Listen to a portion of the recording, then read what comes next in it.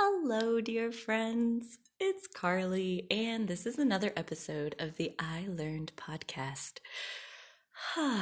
Hello, it's good afternoon this day, which is a little strange, but for a really cool reason. I'm actually having a really awesome day because this morning, my morning time momentum it gave me this idea that then I basically sat at my computer and worked on the idea and got it most of the way done, which is kind of the point of my story. Uh, it took me like 5 hours to do it, and I sat there and just chugged right along and just one thing after another, just did all the pieces, and it was so much fun. Oh my goodness, it was so much fun. Um, like I said, though, I didn't do it all. There is still a chunk, probably another hour that I need to spend to do like one more piece of it.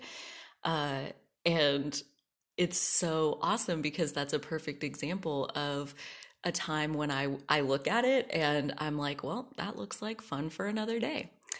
And there's always more. There's always more days. There's always more fun to have. So, we don't have to have all the fun. We don't have to do all the things. Right here in this red hot minute, I did most of it. I had fun. I followed the energy wave that came. Oh my goodness, this one little idea. I've been thinking about this event series for a while. Uh, and if you have been following along, so my spotlight series, I pick a different piece of the natal chart each month and do small group readings with people. So it's like 20 bucks a seat and there's only a few people in the group. And I've done that for the last few months. And the way, basically, I want to tell the story of like how this event series came to be, first of all, and how it has unfolded and changed and grown and adapted and all the little things along the way that made it what it is. Because this morning I spent 5 wonderful hours creating my series. It's going to be more than a month. It'll be April and May, and it's the next installment of my Spotlight series, and it'll be over the midheaven. And so, anyways, none of that's really the point. The fun part, the fun piece of it is the story of how this Spotlight series came to be.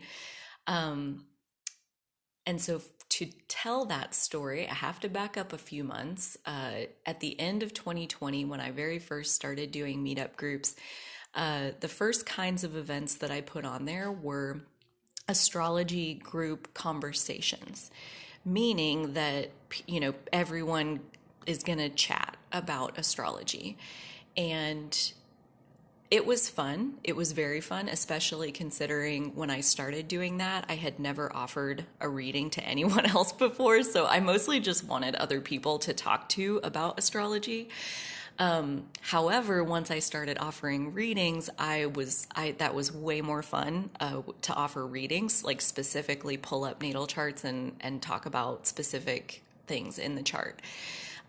So I shifted out of those group conversations. But at the very last one that I hosted, my friend Ethan, he asked one of his classic deep questions about his moon sign.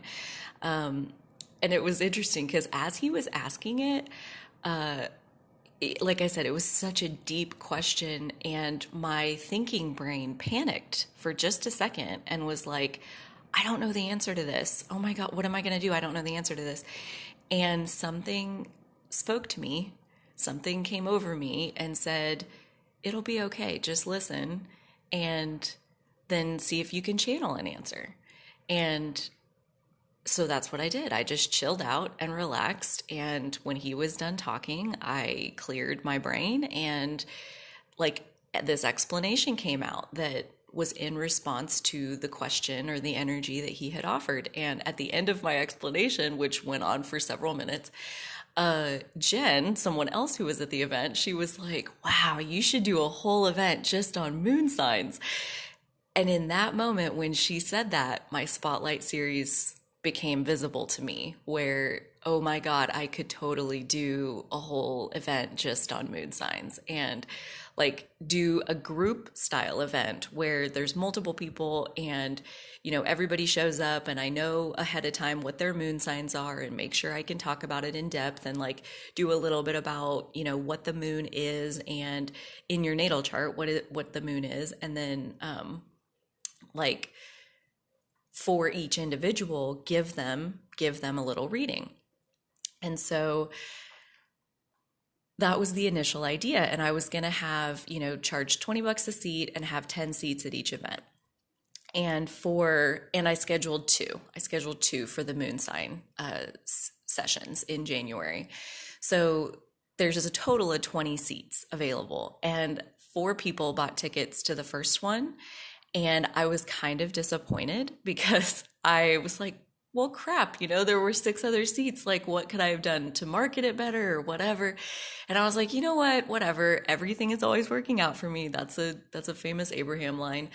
Everything is always working out for me. So these 4 people were obviously the perfect ones to be at this very first event in my Spotlight series. So, it's going to be perfect. It's going to be whatever it's meant to be. And so I walk into that event and then 2 people like don't show up. They have technical difficulties. The time zone was wrong. It wasn't on the calendar, whatever the case was.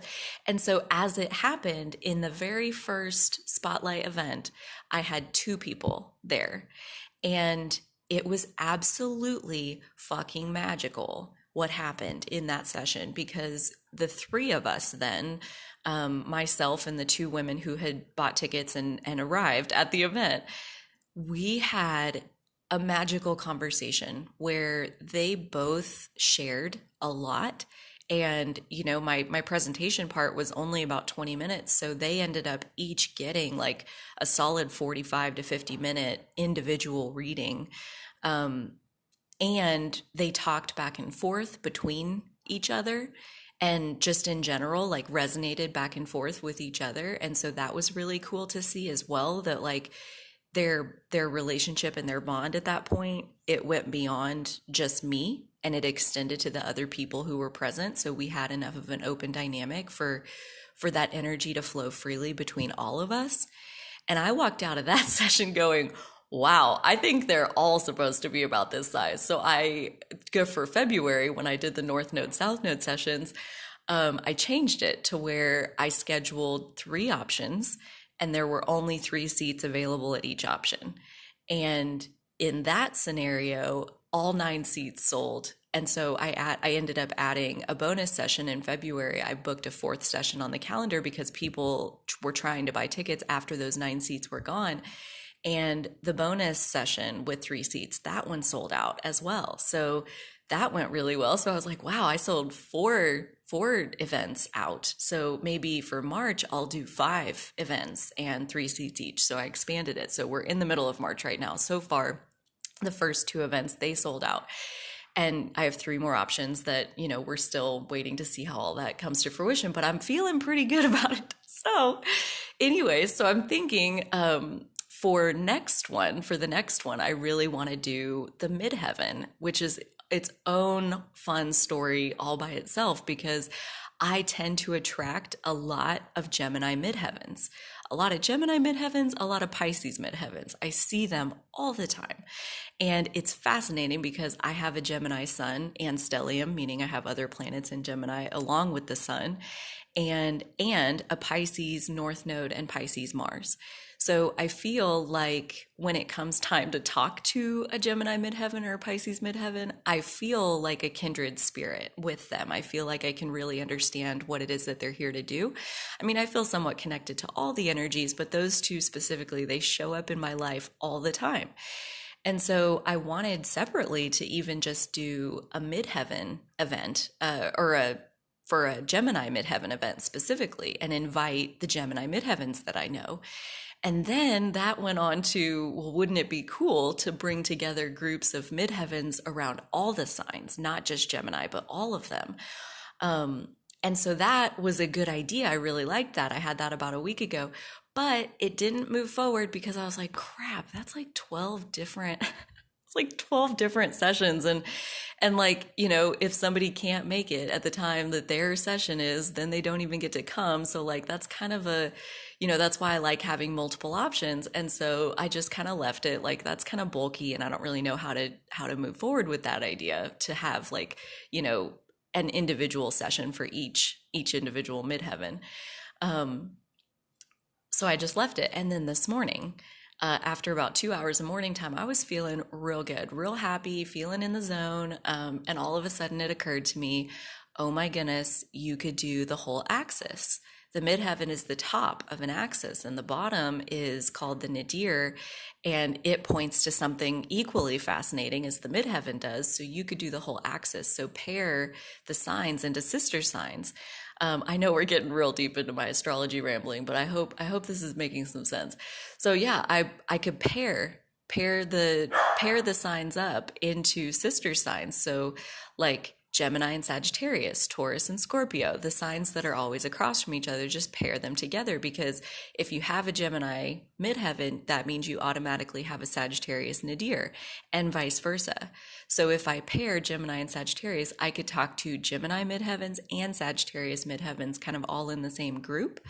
And so once I had that idea, that was the beginning of the 5 hour ordeal where I was just like, I would say in the vortex, just creating like one piece after the next. I mean, it started in an Excel spreadsheet, of course. Like, I'm a Capricorn midheaven. Pretty much everything starts with an Excel spreadsheet where I set up the dates for 20 of these events. And then I wrote the copy. So like the event description, that was really fun. And then I designed some graphics to promote the event.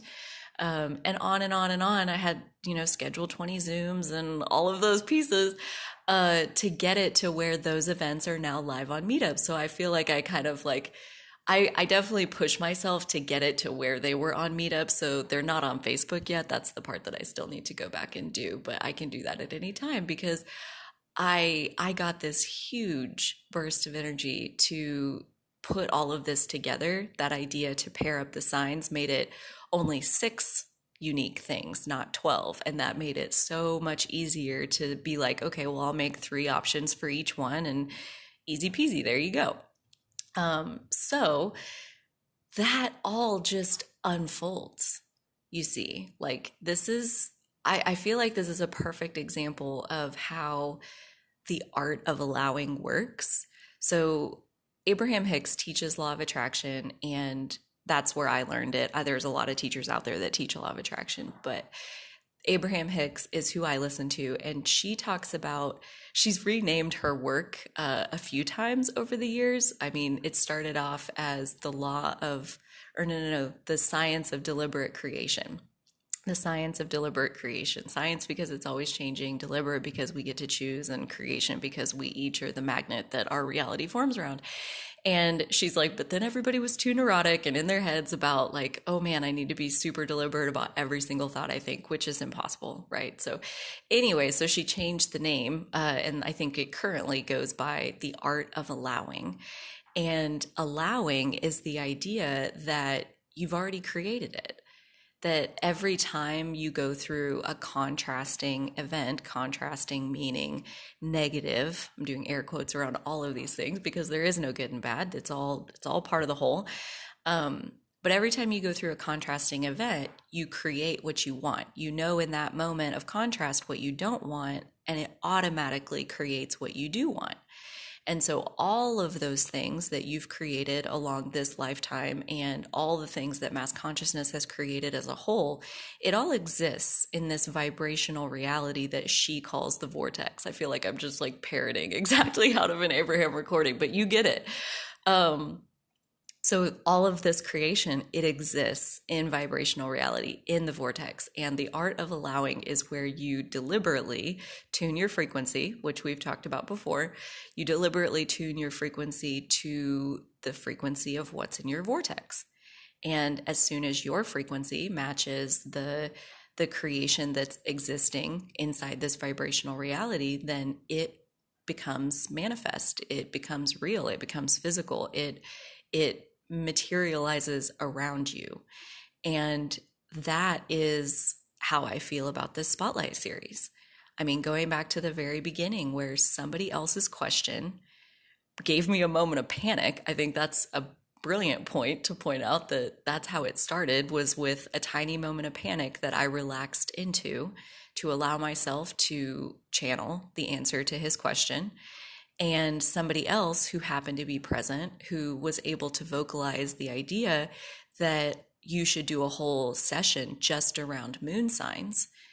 And in that moment of all of those cooperative components and all of those pieces coming together, all of a sudden something existed that didn't exist before. This idea in my mind of this spotlight series where we could just take turns doing individual pieces of the natal chart.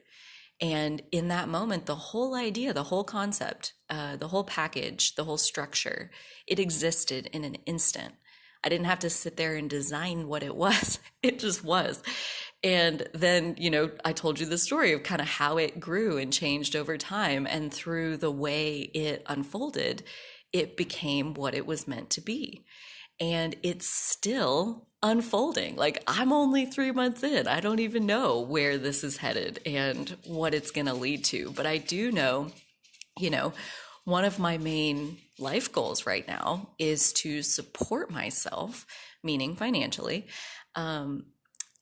using my spiritual business, offering my spiritual gifts to other people that would yield enough, plenty, of income so that I can pay for my living expenses. And I would love to allow even more money than that because I really love to travel.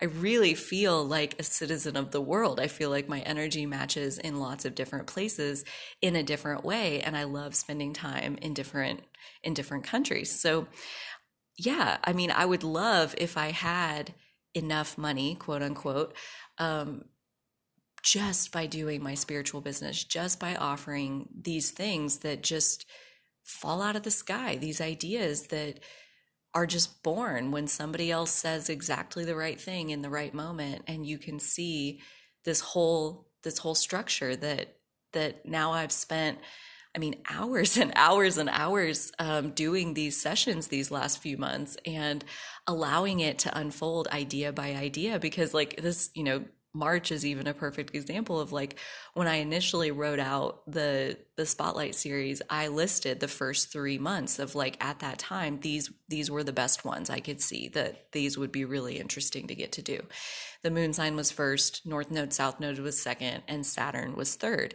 And approaching March, where I should have done the Saturn event, all of a sudden it was like, no, Chiron. Chiron is what I need to do right now. And as soon as that idea came, it was an instant. It was hell yes energy, and kind of the same thing that happened this morning. The event copy, the graphics, the scheduling, the Zooms, all of it just like, and it was done. Like I didn't even have to try. It just happened. And bam, Chiron events are on the calendar. So I feel like that's my goal, and that's what I've learned how to do, is to stay open to like the next inspired idea and the next inspired idea. And I love this approach that I'm taking lately where I work like about a month at a time. Like I'm setting my sights and I'm planning and I'm making structure for the next few weeks. And then as I get into that and I live and I learn and I talk to people and I soak up what's around me and I point myself on purpose and I deliberately try to feel better than my average often. I try to raise my frequency often, like every single day, I try to raise my frequency. So it only makes sense that as I raise my frequency every single day, I'm going to have access to better and better and better ideas. So I love this, that as I like, I mean, this is a huge leap forward, because if you think about it, I mean, there's 20 events. I'm also upping it to 8 seats per event because everybody who shows up is there to learn about the same thing. So like this session is for Gemini midheavens and Sagittarius midheavens.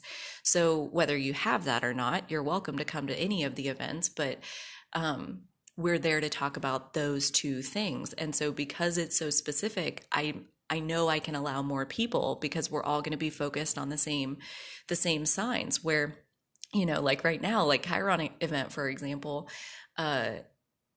there's only 3 seats, but I run the risk of every single person in the event has a unique Chiron placement in a unique house. And that happened on the last one. So that means I have 6 pieces of research to do before that event, which is great.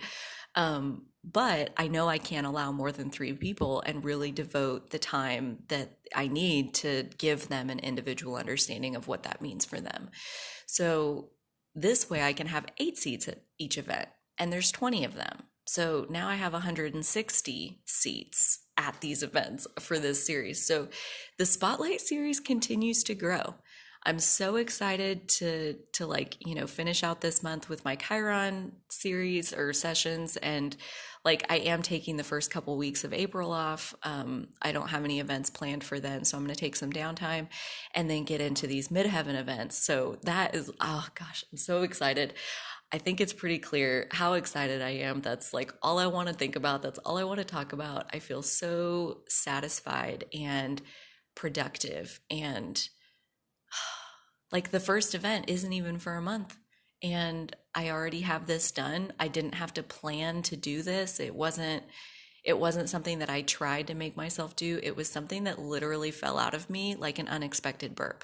Like there that is. Like a hairball, like a cat, like coughing up a hairball. I just coughed up an event series for 5 hours, like it just was in there and then it just came out and it was easy. And that's what the vortex unfolding, that's what the art of allowing feels like, is it's all easy. It's the path of most fun. And that's another reason that I'm excited to have learned all of this, because when I got far enough into it where my energy was starting to kind of wane and I was getting tired, and like I've accomplished enough to where I feel really satisfied. So like the cost benefit is kind of like, slipping off in the wrong direction. And I'm like, okay, that's a good stopping point for today. That creating all the Facebook events, that can just be fun for another day. That'll be an inspired idea for another day in the perfect time of whenever I need to make those. And just let myself be done, So I'm done for the day. Well, I guess technically this was supposed to be my day off, but see, that's why the day off. That's why the day off is tricky, because when the energy comes, I try to take advantage of it. And that's why, the 2 weeks in the front of April, it's really necessary, because that way if I schedule, like 14 days off, like maybe I'll really take like 4. So that's definitely the idea.